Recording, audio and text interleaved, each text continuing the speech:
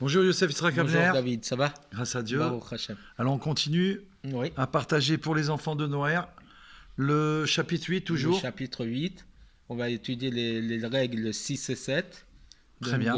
pour leur obligation de comportement moral. Et là, vous allez voir qu'on va parler d'un sujet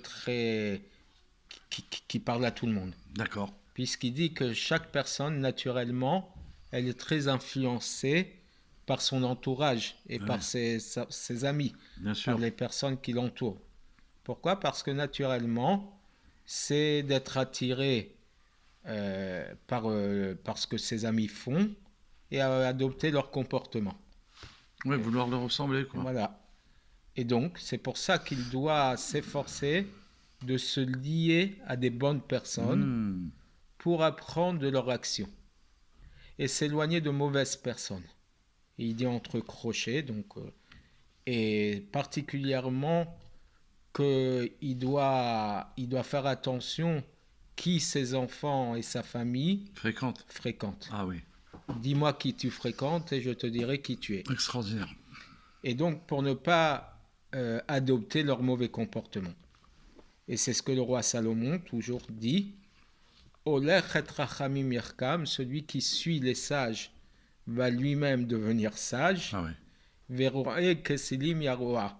Et celui qui fréquente des gens sots, bêtes, Oui. mauvaises, il va le devenir lui-même Oh mauvais. là là. Il y a un principe dans le judaïsme qui dit Tov la tzadik, tov lishreno. Avoir un tzadik, avoir une personne juste autour de soi, nous fait devenir nous-mêmes tzadik. Et il y a Juste. juste. Et il y a une autre phrase qui dit Oy la racha, oy Ah lishreno. ouais. Malheur au mauvais et malheur à son voisin. Donc être voisin d'une personne mauvaise nous rend nous-mêmes mauvais si on décide de s'associer à cette personne. Donc il est même conseillé de déménager. Jusqu'à un certain point. Mais- Oui, Voilà, ou de évidemment, le transformer. Oui. C'est l'idéal. Ou alors Hein s'en éloigner. Voilà. Si on ne peut pas faire autrement que d'être voisin, Bien sûr. s'en éloigner.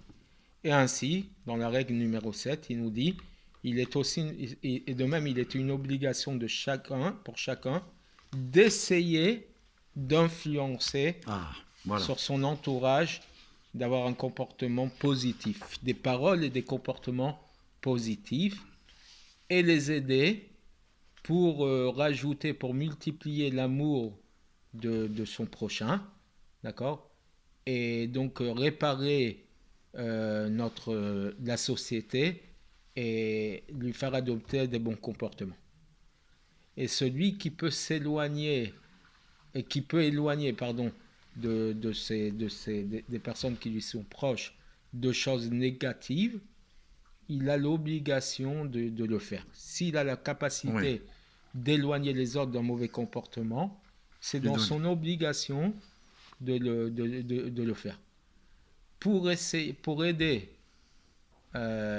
l'humanité à construire une société juste et droite comme la volonté d'Hachem, de Dieu. Ainsi que le sage nous le dit, le prophète Isaïe, l'Otohu Bera'a et la Shevet Tzara. Ce n'est pas un monde que Dieu a créé pour le tohu-bohu, pour un gâchis, mais il a créé ce monde pour installer une stabilité. D'accord? Amen. Et donc, ça, c'est de notre obligation. Et ne pas se dire « Ah, mais qui je suis moi pour influencer ?» Oui. Ton influence sur ton petit cocon familial et Tes sociétal amis, et tes voisin, contacts, et oui, voilà. ça installe de la stabilité.